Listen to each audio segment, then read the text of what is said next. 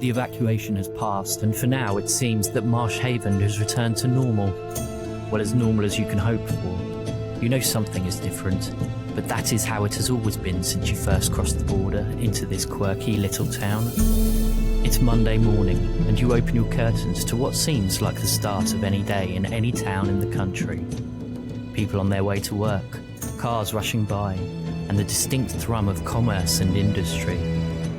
But for two youngsters strolling down the road, tragedy is about to strike.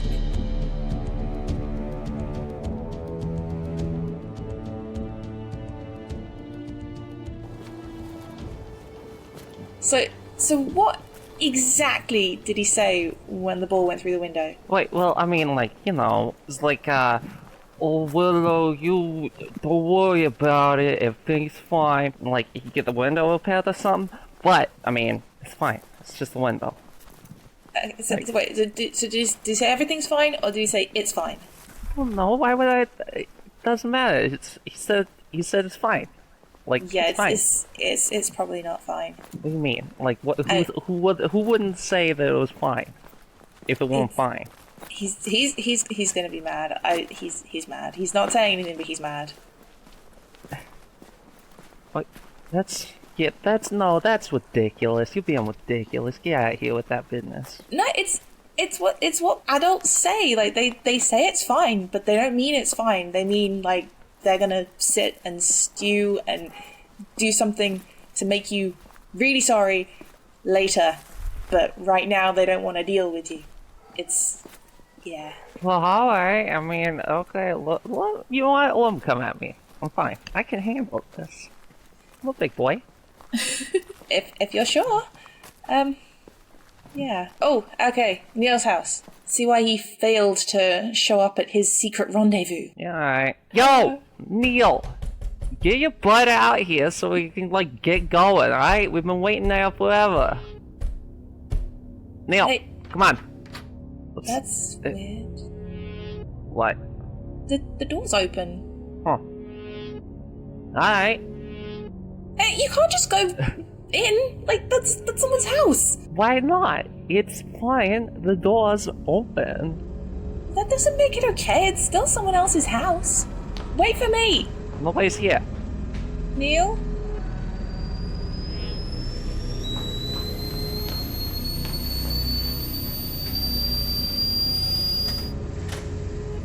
Where do you think he is? What do we do? They left their breakfast. Listen, Neil, where you at? I think we need to call the police. Where's the phone? Fine, go call him.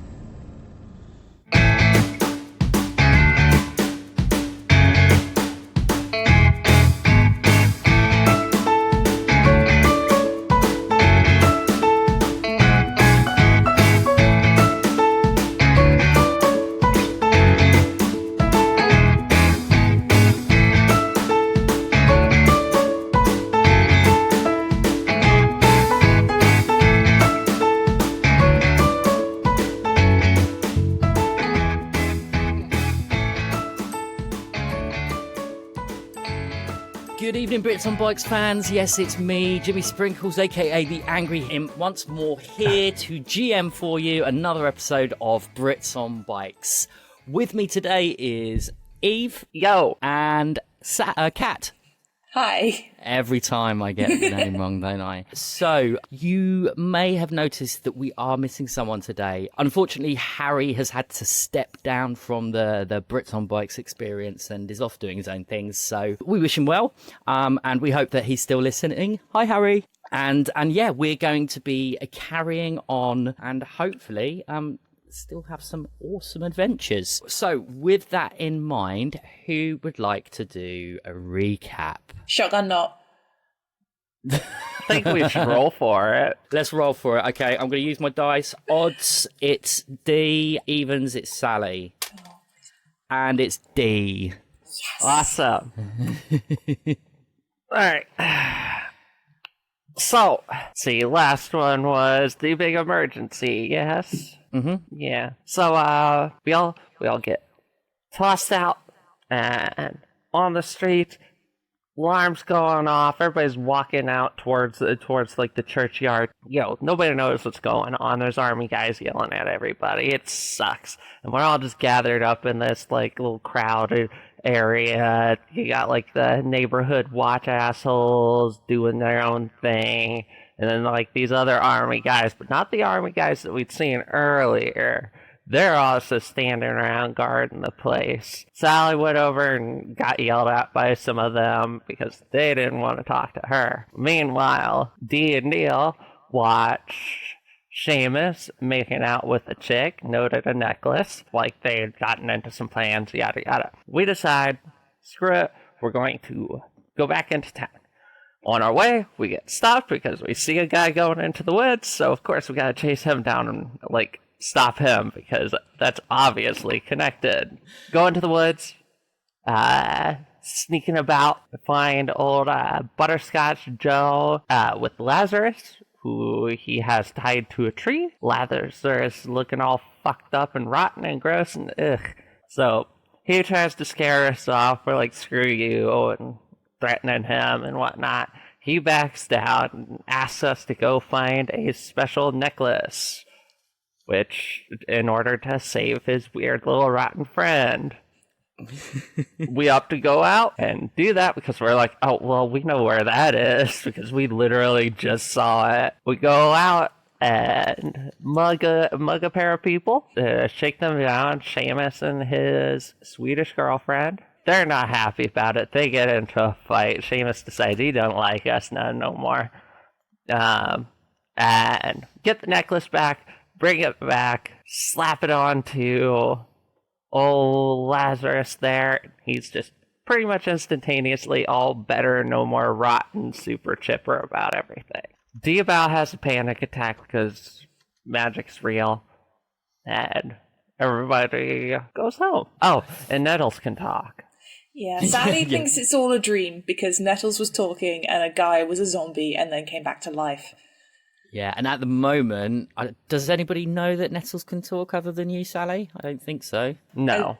I didn't answer the question. I was just like, this is fine. This is a dream. It's fine. Right, okay. So, as we've learned from the prologue, Neil has mysteriously disappeared along with his family. In the ensuing weeks and months, an investigation does take place. Search parties are called, yet there is absolutely no sign of Neil or his family. We are now at April the 15th, so time has moved on. You spent a number of days just hanging out. Was there anything that you guys wanted to do in the interim time? In that time, Dee has spent a lot of time. Well, okay. Originally, he tried to spend a lot of time at the library trying to read about magic, but then he got bored and decided that wasn't worth it. So then he was like, well, I'll investigate where Neil went, and started looking into that. And let's face it, Dee's not very smart. Neil was the brains of the operation. He had two options. It was either the army guys or Caramel Jack or whatever his name is. Butterscotch Joe. He started trying to spy on them, and just... he ended up getting bored with that because nothing ever seemed to happen. It's just a whole bunch of standing around staring at buildings. Okay, Sally, were you involved as well? Yeah, Sally would have definitely adopted some of Neil's conspiracy theory thoughts because he must have known something. Something happened. He's gone. And she was already basically his lackey while doing all his investigations. So definitely on the investigating and not finding anything, but that doesn't stop her. She's still like, Dee's not joining her anymore, but she's still staring at the buildings that Lazarus Chase is going in and out of, and Butterscotch Joe, and other names of NPCs that I don't remember. Okay, that all sounds good. I mean, is it safe to assume that you guys perhaps did a little bit of recon back at the warehouse site? That would definitely. Okay, yeah. Well, let me just give you the rundown there. After the evacuation, you return to the warehouse site, and it is now a building site. There are signs up along the boarded fences talking about the Phoenix Plaza, which was discussed in the last episode. From what you have seen and what you have heard, essentially they're building this big shopping and business complex on the old Henderson site. Is there anything that you would like to ask, or anything that you might do in terms of researching? Or Is the army still there? the army is not. The army, when you returned there, and I'm assuming that would have been a day or two after the evacuation, there is no army presence there whatsoever. Is anybody guarding it? Not really. There's a lot of people around, JCBs, diggers, all that kind of jazz. Even at night? And have you visited it at night? Definitely probably tried. Yeah. Is our hole in the fence still there? It is not, no.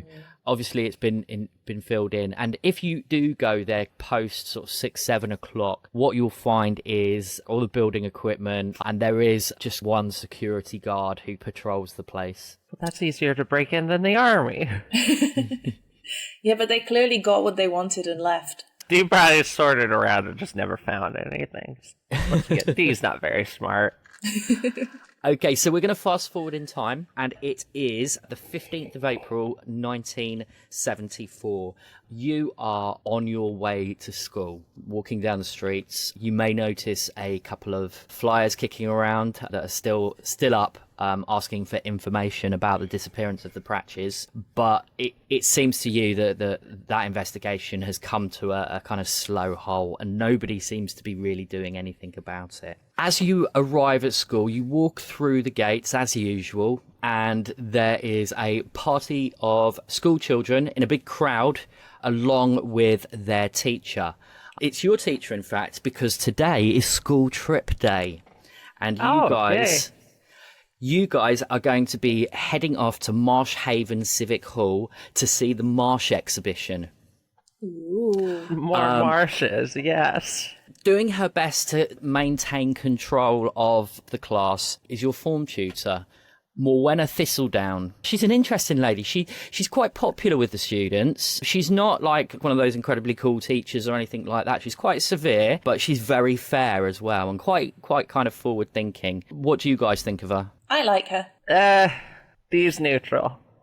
Dee's neutral. Okay. That's high praise from Dee. Yeah. She's just taking the register and trying to make sure that everybody is here. Derek, you've arrived, and Sally. Dee. Excellent. Dee.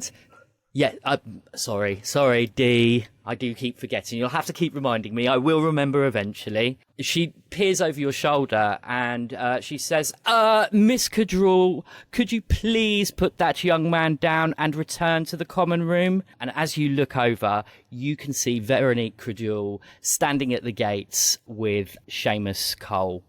Oh, they're still together? Good for them, I guess. Yeah, she kind of floats off, and you notice that she's had a bit of a change of appearance. She strides across the playground in a dark leather trench coat. It's almost as if she's taken on the same kind of look as Seamus. She doesn't stop, she doesn't see you, she just carries on and marches back up into school. Yeah, she makes it look cool, though. A lot cooler than Seamus does.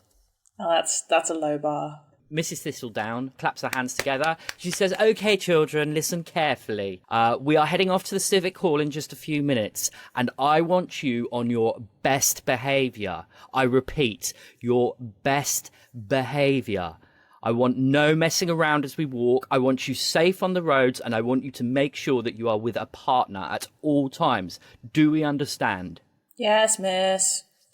Yeah, all right, Ms. Thistle. Thank you, children. Now, thankfully, we do have Mr. and Mrs. Neep coming along with us today to help support. And as she says those names, you realise you see Malcolm Neep, the caretaker, standing with a very severe-looking woman who looks like she's permanently chewing on a lemon. This is Mrs. Neep, Amelia Neep. You do know her because she tends to get herself involved in absolutely everything. She's one of those people. She's the secretary of the PTA. She quite often chaperones school discos and visits like this. But essentially, she only really does it because she wants to keep an eye on her husband, who is looking a little bit sheepish and embarrassed. Quite clearly, he is under the thumb of his wife.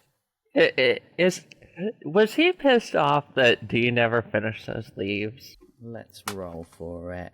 To be honest, he pretty much forgot all about it. You know, Okay, that's good. He knew it was his job anyway. So Mrs. Thistledown takes point, and you guys head out of the gates. Let's just have a quick look at our maps. So the Civic Hall is approximately here. Okay. Right near Microsoft Park. No, Microsoft Park is down here. What? I thought Microsoft Park was like, we came down Apple Street along... See, because I thought we went down here for Apple Street, and then we turned a corner. My mistake, yes, you did. And then ended up in Microsoft Park around but here. that space surrounding, in the middle of those roads there, that's where the Civic Hall is, okay? Now, whereabouts are you in the party? Dee would probably hang out near the back. Yeah, I was going to say, probably Dee would be dawdling at the back, but Sally would want to be at the front, so this would be quite the conflict. Sally, are you going to somehow try and persuade Dee to go and walk next to Mrs. Thistledown? I mean, Sally would have been trying, but failing, so, you know, we'd end up at the back. Okay, all right, so... Yeah, we got a much more powerful charm than you. Yes. With my D6. Compared to my D4, yes, you do. You're marching along. Do you want to play this out? Is there anything that you guys would be talking about? Dee's kicking rocks. You're kicking rocks. Okay, Yeah. no worries. Dee's been pretty, grumpy the past bit of time, yeah. Grumpy. Okay, can I ask the pair of you to roll flight for me, please? Ooh, that was bad. I rolled a 6. 9. A 6 and a 9. Okay. Dee, all of a sudden, you feel something on the back of your foot and you stumble slightly, but you manage to hold your composure a little bit. Sally, same thing happens to you, but you fall flat on your face, much to the hilarity of the 3 boys that are stood right behind you. Fight. Oh, look, it's the Wanky Yankee and Soppy Sally. Missing your boyfriend, are you, Sal? All right, buddy. That's freaking uncalled for. Yeah, step down, Serpico. I know people like you, and I'm not interested in what you've got to say. Keep moving, otherwise Miss might tell you off. Come on now. The Piss three off. I'm about to make you swallow your own freaking teeth here, alright? the You want three to test me? Let's go. The 3 boys that you encounter are known bullies. They are Billy Webb, Mickey Spout, and Rupert Nocturne. Rupert is the son of your English teacher, Mrs. Neve Nocturne, who hates everybody. Billy's father is quite well to do in the town, and you know that he has a reputation for making people's lives very, very difficult. What do you want to do? Well, normally this is the kind of situation where Dee would just punch somebody in the face. Okay. But he did promise his mom that he wouldn't get into fights. Okay. So, if these guys have been persistent bullies, this is very difficult at this point. Mickey steps forward. He's a classic provoker and a gossip and a snitch. He loves to light the touch paper of controversy and then step back and claim that it wasn't his fault. He also is in the onset of puberty and his voice is beginning to break. And he looks both of you in the eye and he says, "You better keep walking, because Miss Thistledown will tell you off if you don't. You know that, don't you?" Oh, shut up, Mickey Mouse. Who are you calling Mickey Mouse? Sally, can you make a grit roll? 6. Take an adversity token, please. Ooh. By the way, I've reset your adversity tokens. Oh, no. Time has passed, I'm afraid. Sadness. He just continues to whisper in your ear, and he's like, "You better watch what you're saying. I could cause lots of problems for you." Boy, you don't even know what a problem is. Get out of here. Billy Go steps on, move forward, it. and he says, "Listen, Wanky Yankee, keep walking, all right? Otherwise, life is going to get very, very difficult for you. Know what I mean? Yeah, he's clenching his fists very, very hard. It's taking a lot of effort. Can you make a grit roll for me, please, D? Come on. That's actually enough. You hold your composure a bit and you stare them all down, but you manage not to retaliate. After a moment, the boys realise that everybody else is moving on, and if you don't move soon, Mrs. Thistledown is gonna give you grief. They kind of barge straight between you and march off, leaving you right at the back. D picks up Sally. Come on, let's go. I hate those guys. Boys are stupid. From nowhere, you suddenly hear a little bark. Shall I set my dog off again? Is that Nettles? Yeah, Nettles has just come padding round the corner. Now, in the time since you've had him, Nettles has become something of a minor celebrity in Marsh Haven. Despite your attempts to try and keep him at home when you're at work, when you're at school, Nettles is forever going off on little walks and wandering around the place. You've seen him a couple of times come to the school, and it's given you a little bit of grief. But everybody seems to like the dog, so there's no real too much hassle. Of course they like him. He's so cute. Yeah, no, Dee's definitely tried to lock him inside so he doesn't go and get hit by a car or something. And just no luck. Sally, you hear, "Oh, really? You should toughen up. This is quite ridiculous. You really are something of a wimp, Sally." I'm glaring at him because I'm assuming that by this time he's talked to me more than the once, and so I'm kind of accepting. Yeah. I mean, he will just ramble at you every time again. I mean, you're welcome to kind of talk out loud, but any kind of thoughts or questions that you might have to him will cost you psychic points, of which he has 7 at the moment. Okay, I think I'm just going to glare at him. Okay, well, he trots alongside you all the way to the Civic Hall. Yeah, D just is picking him up halfway there. Just holding him under his arm. All right, then. As you've done so, a few of the children in your class have noticed and have wandered over and are attempting to pet him. Mrs. Thistledown has realised as well, and she says, D, how many times do I have to tell you about that dog? You can't bring it with you. Alright, well, I didn't bring him. He followed me, okay? So it ain't my fault, Miss Thizzle. She sighs and says, look, you can take him along to the Civic Hall, but he's not going in. Do you understand? There are no pets allowed in there. Yeah, no problem. I wouldn't dream of it. Very well. Children, come on, hurry up. Leave the dog alone, please. And she continues to march forward. As you are approaching the Civic Hall, you round a corner, and all of a sudden, a figure comes round just as you are turning around the corner as well, or just as Miss Thistledown turns the corner. He is a scruffy-looking man in tie-dyed dungarees with a long beard, and he's muttering to himself. You can't really hear what he's saying, but he marches through all the kids as if he doesn't even notice them. Is this Marsh King? The Marsh King? It's not the Marsh King, no. Okay. Do I recognise him? Not really. You've seen people like him before in a weird tie-dyed hippie-style outfit, but he's not somebody who you register with. Yeah, he just kind of moves out of the way and goes freaking hippies. Okay, yeah, he passes on his way, and you guys come round the corner to the front of the Civic Hall, which is right here. Ooh. Again, it's one of those old concrete buildings. Well, I say old, it's fairly modern for 1974. It was probably built maybe 20 years ago.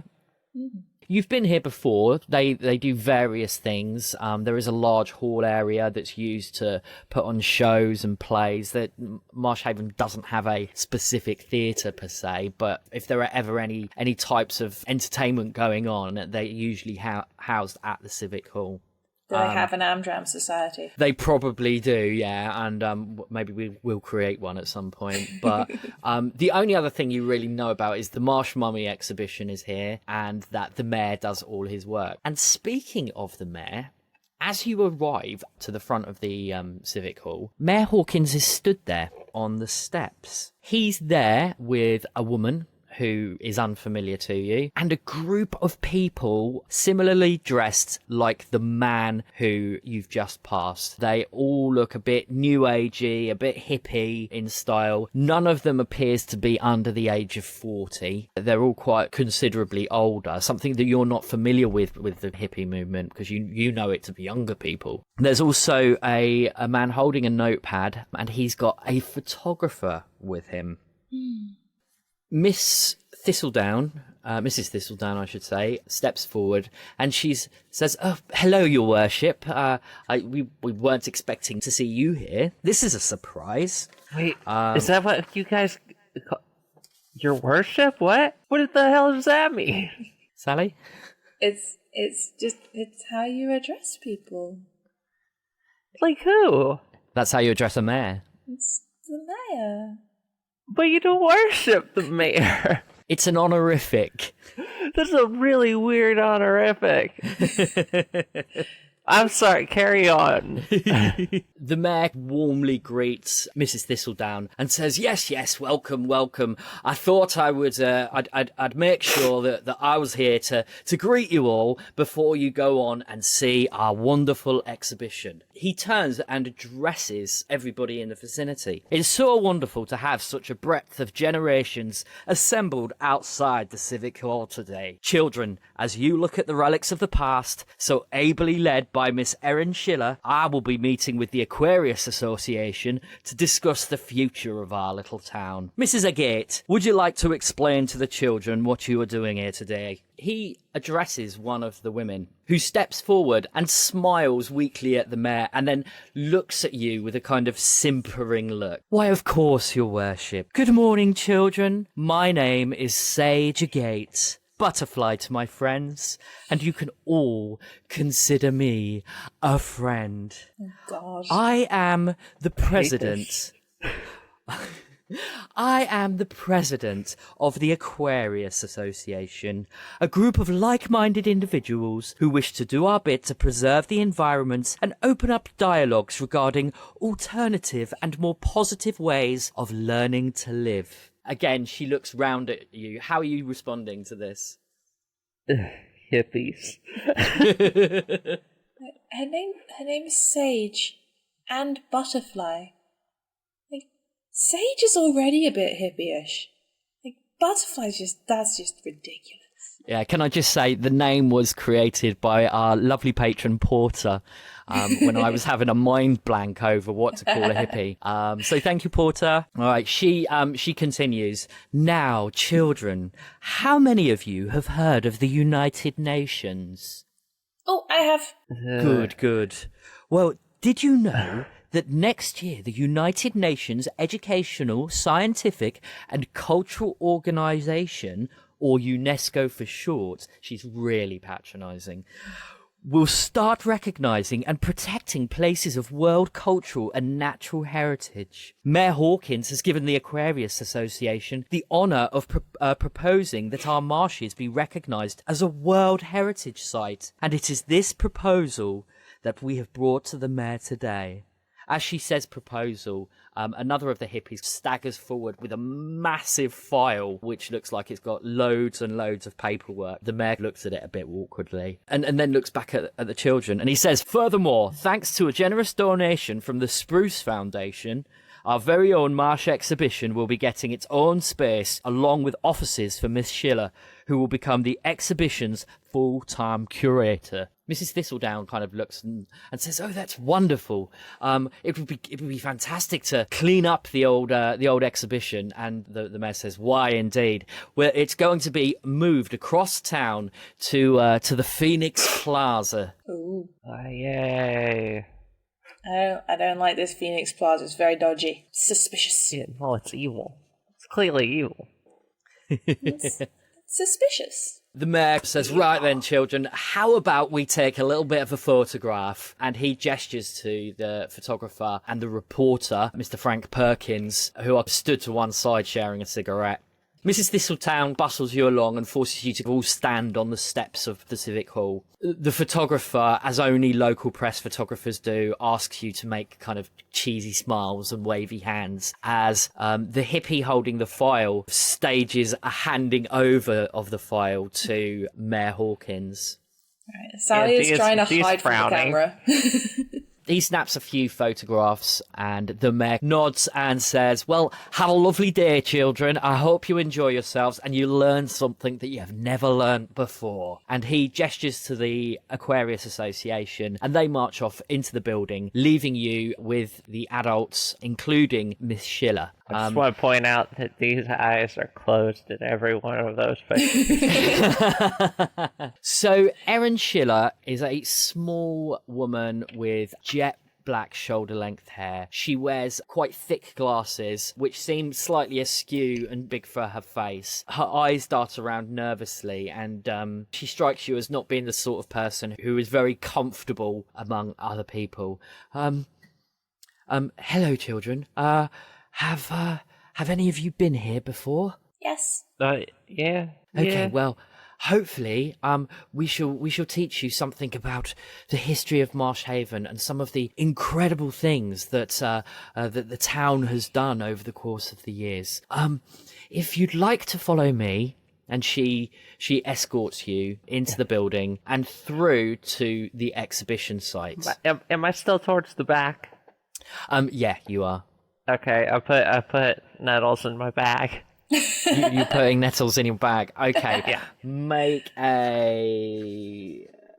some kind of concealment. Would that be grit? I think it would be, yeah. Make a grit roll for me. That's a 9. Nice. Okay, you manage to get nettles in, and your face just goes completely blank, and you try your very best to stay completely calm as you pass Mrs. Thistledown, who's escorting people in. As you go past, Mrs. Thistledown looks down the steps, and you can see her mind working, kind of thinking, Where's the What's dog? wrong with the bag? But she doesn't say anything to you, and you go in. As you enter the Civic Hall, there is a large open reception area, and an elderly lady just working on some paperwork, doing Civic Hall type things. And Miss Schiller takes you through a door into the exhibition space. It's dated. It's very old looking. It's a little bit threadbare, but it is crammed full of stuff. And there are exhibition cases all around. At the center is a large exhibition case which houses something that you've seen before, something that Marsh Haven prides itself on, and that is the Marsh mummy. And there it is, a withered, decrepit, human-like figure that seems to have been preserved in Marsh Haven's famous bogs. Gross. Okay, I want you to paint the picture for me then. What do you go and see? What sort of things do you find in the museum? These go straight for the Pete mummy. Making Okay. jokes about beef jerky. Does Dee think that his name is Pete? Yeah, probably. Hey, it's Pete the mummy. I think Sally would be looking at... So they probably have, like, a collection of old postcards somewhere, because these places always have, like, a collection of old postcards of the area. And she'll be looking at one that's, like, looks like old streets and trying to find her house, which doesn't exist because it wouldn't have been built at the time that the postcard was, like, done. Okay, that sounds good. All right. Dee, anything that you see? Eat that mummy. Oh. I don't know much about small, a small town England. Like what do you guys have? Because I know around here, like these kinds of places tend to have things like model railways.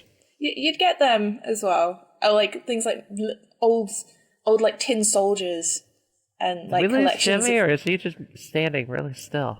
Oh, shit, I think he might... Is he gone? No, he's just very listening still. intently. Yeah, he's very still. It can be quite calm sometimes. Yeah, so the ones that I've been to, they always have like a collection of old children's toys, maybe a collection of like old doors or something, like just bits that have been looted from old parts of the town, basically. Yeah, no, like, because I mean, like, yeah, like we end up with like model cities and whatnot. Okay. I don't know what y'all have over there for your little shitty small town museums. Well, don't you have all those weird things in the middle of nowhere, like the world's biggest cheese wheel and stuff? Yeah, like we got a bunch of roadside attractions because like otherwise the highways are completely fucking empty. Okay, well, Miss Schiller, after you've had a little look around quickly, as most children do when they go to museums, it's like literally whiz round and don't pay attention to anything. Miss Schiller says to you, "Now, children, there is something that Marsh Haven is very, very famous for. How many of you are familiar with Marsh Stone?" Oh, No? no. Well, it's quite a rare occurrence, but there are a few examples in the museum. Allow me to show you. And as she starts talking about it, she becomes a little bit more animated, and she obviously knows what she's talking about. So she steps across to a display case and shows you a few examples of pieces of what looks to you like pieces of rock in a Very variety, impressive. in a variety of different shapes. She said, "Now, Marsh Stone is very unique to Marsh Haven because, as we know, before the town was here, this was all marshland. And the marsh itself has a very large phosphorus content. And over the course of millions and millions of years, some of this content actually embedded itself within some of these stones, creating a strange luminescence to some of the rocks.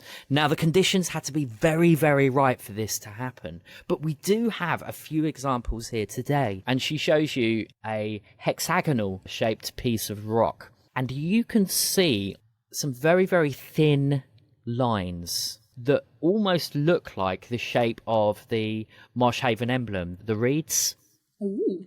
And she says, "You see the reed shapes there? Well, those are actually phosphorus veins. And in certain circumstances, they will become more prominent and almost give off a very, very, very faint glow. This piece in particular was supposedly taken from the same piece of stone as Marsh Rock, which I'm sure you've all seen in town." Yeah, that's the one that break graffitis, right? That's right, yeah. Yep. These are already written on that. That's cool, though. I mean, Sally's eyes have glazed over and doesn't give a shit, but I think it's cool. These smack Sally's arm maybe a little bit too hard. Ow! That's got the same thing as like that necklace that was magic. You think that's magic? Ooh, maybe. What thing? The lock. No, but what necklace? The one necklace doing, with the zombie guy. I see. It was 2 months ago, and Sally's pretty sure it was a dream. So We talked about this. But I think it's not real. It's definitely real. I saw it. Okay, maybe it is magic. I mean, your dog can. I mean, it's magic. It's definitely magic. Okay. I gotta steal it. You can't steal it. It's in a museum. Miss Schiller looks around the room and she says, are there any questions at all before we move on?" Deraises his hand before he even thinks about it. Oh, yes, the tall gentleman at the back. Is that magic? Magic? What do you mean? Because do things. Well, not really, no. But it's funny you should talk about more New Age theories because one of the most fascinating things about the town is that there are numerous ley lines. Do you know what ley lines are? No. Ley lines are... Well, from my perspective as a scientist, they are simply... Full of shit.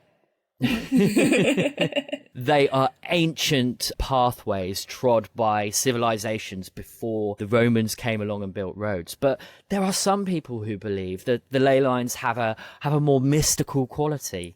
And in fact, most interestingly, there is a set of intersecting ley lines around Marsh Rock in the centre of town. Oh. Funnily enough, all So of the this swear magic. words follow the points. Does that answer your question? Yeah. I Yeah. mean, I've never seen magic myself, young man. I think that's something of a flight of fancy. I'm a big No, it's believer in real. science.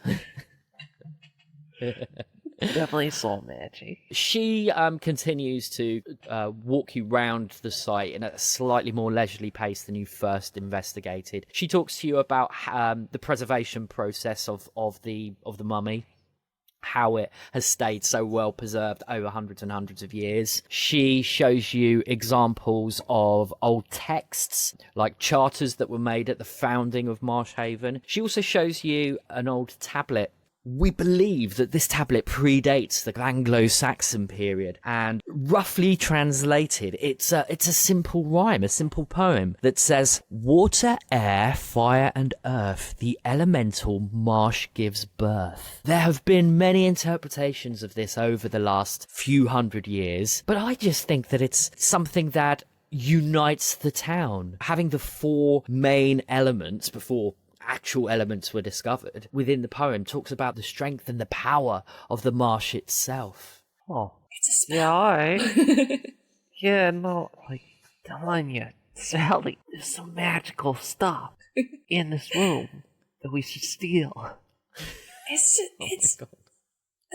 museum. We can't steal it. What would we even do with it? I don't even know.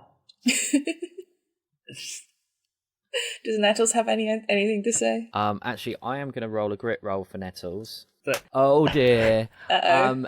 As Miss Sheila is talking about the poem, Nettles lets out a bit of a bark and starts fidgeting around. And the moment she hears it, Miss Thistledown looks directly at you and is like, "Derek, do you have that dog with you? No. Tell me the truth now. Am I going to have to make you open your bag?" I am speaking the utmost truth. Please open your bag, Derek. Come on. Like, you don't believe me now?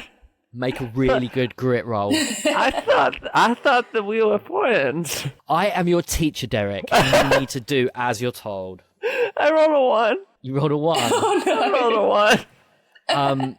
You know there's no way of getting out of this, and you hand the bag over, and Nettles kind of pops his head out and looks like as if to say, What have I done?" Before I even get the bag off, Nettles is poking his head out. Okay. Mrs. Thistledown says, "We shall have words when we get back to school, Derek. Now go and take your dog outside." Alright, fine. Come on, let's go. Can I ask where the toilets are at this moment to conveniently sneak out with him? Yeah, that's fine. Erin directs you back out the exhibition door. Thank you. You head out of the civic hall. What are you going to do with Nettles? Seven down, be like, alright, go home. Okay. Be done in a bit. As you walk outside and put Nettles on the ground, he sits down, just looks up at you, and doesn't look like he's going to move. But across the road are two figures. There is a woman dressed in black with long hair, sat on a motorcycle. Behind her is a man dressed in black with a large beard and a bandana around his head. And as you guys come out, they look at you and just drive off. Oh, That was weird. I want a motorcycle. Mrs. Thistledown pokes her head out the door and says, "You two, back inside. It's time for lunch." Yeah, alright. Go on, Nettle soup. Have fun. Yeah. Nettles scurries round the corner, but you know that he's not going to be too far away. Mrs. Thistledown takes you to the to what has been designated your lunch area. What did you guys bring with you for lunch? Jam sandwiches. Naturally. That's what does was Uncle Tommy have in the fridge? He's not really used to caring for a young person, so he's still woefully unprepared in terms of making lunch for you. So when you open your tuck box, you find some crackers, a slab of cheese, and an apple. Yeah, awesome.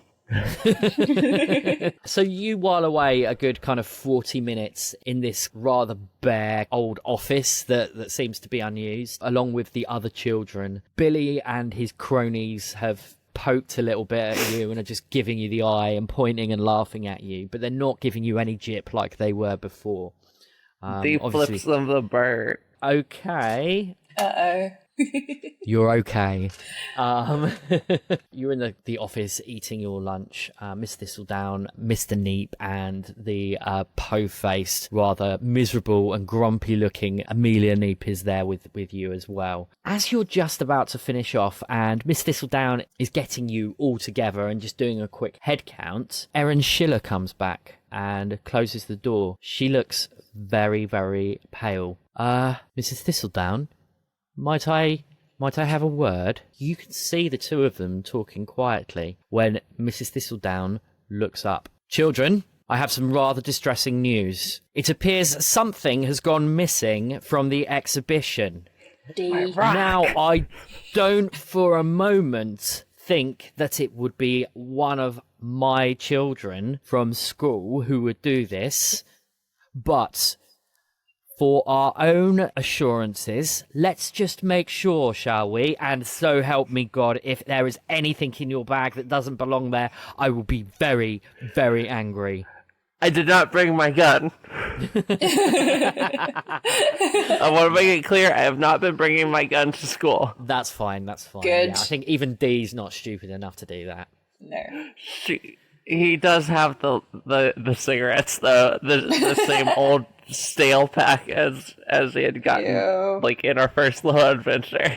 Okay, you kind of left at the bottom, so they're kind of crushed up. Are you going to do anything about concealing them, or just leave them? Probably in there? forgot about them, honestly. Okay, so the adults in the room start looking through your bags just to double check that there is nothing in there that belongs to the museum. Mr. Neep is responsible for looking through your bags, and when he comes across the cigarettes, he pulls them out, looks at you, and pockets them. Okay. He's gonna love those later. I don't know if you've ever smoked a stale cigarette. They are disgusting, and it's the worst thing ever. At this point, the mayor has come down, followed by Sagergate as well. And he's looking really, really mad. What's this? Sorry, that's not his voice. Let me try that one again. What's this? What's going on? What have you children been doing? I invite you into my home, and you steal from me. You steal. He and lives here? Miss Schiller steps up and says, "We haven't found anything, Your Honor. I don't think it's them." Oh, right. Okay, I understand. Miss Schiller is physically shaking, and she's like, I don't know what to do. We've got to find it. That item is priceless. What is it? Missing? The Marsh stone. The Marsh stone has disappeared. And we're gonna leave it there for tonight, okay? Sally is accusing Dee, like glaring at him with accusation. Just you wanted to steal it. Nothing. You wanted to steal it. But yeah, Dee wants to steal it. Dee's kind of pissed off that he can't steal it. So we're in the realms of setup with this episode. There was lots of kind of exposition and stuff going on. But how was that? Was that okay? Yeah. I had a very fun time. Excellent. Before we leave, do we have any shout outs, reviews, anything people want to any podcasts that people want to big up whilst we're here? I haven't really gotten into any new ones as of late. I probably should, but I've been sleepy. I haven't been doing my homework, but in my defense, I've been ill and I've been reading actual books. A couple of shout outs from me. I want to say, guys, if you're looking for some new podcast material, I would highly recommend Stella Arcanum, who are an awesome D&D in space podcast. Also, from an audio drama point of view, check out The Orphans. I don't want to give anything away, but The Orphans audio drama, just phenomenal. It's so good. It's so good. It's kind of dystopian sci-fi, but absolutely brilliant. Yep, so that's my shout outs for today. We are going to leave it there, and hopefully we shall return in 2 weeks' time with episode 6, and hopefully we might even uncover the stone. So from me, Jimmy Sprinkles, it's goodbye, and from Eve, Peace. and from Kat, See ya. bye y'all. Why?